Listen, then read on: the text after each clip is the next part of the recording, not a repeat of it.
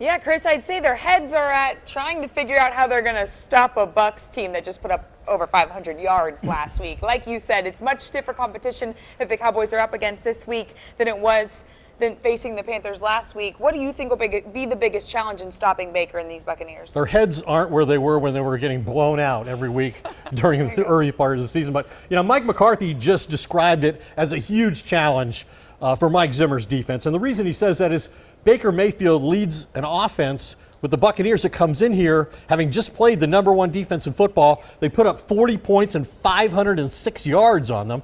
Now, Maris Leofau, the rookie linebacker, said, hey, this defense never blinks. I mean, it hasn't recently. It's been playing much better. Players spoke about the need to keep Baker Mayfield confined to the pocket, not let him run. And the other thing is, we know they've won with a lot of takeaways since Micah Parsons came back. Well, Baker Mayfield has 14 interceptions and 12 fumbles. Those are both the second highest totals in football, so they might get the chance.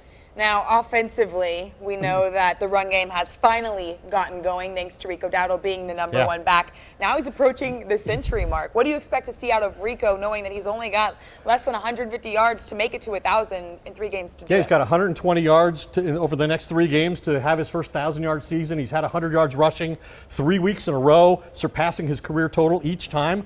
It was interesting. Brock Hoffman, the right guard, who's garnered so much attention for his physical, nasty, violent style of play, said that 7 weeks ago that the offensive linemen, the backs, and the tight ends started meeting to watch practice tape together and watch game film of their next opponent together so that they're seeing things the same way in the games, and he feels like that's really made a huge difference. And, we talked about his style of play. Well, he said his father was a coach, a college coach, but he didn't get it from his father. He got it from his mother, who, after he played a game in the 3rd grade, Pop Warner called him soft, but used a word you wouldn't often hear your mother say.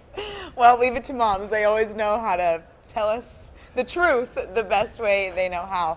That does it for us here from the Star. Excited to see the Cowboys take on the Bucs in prime time, but until then, Chris, we'll send it back to you.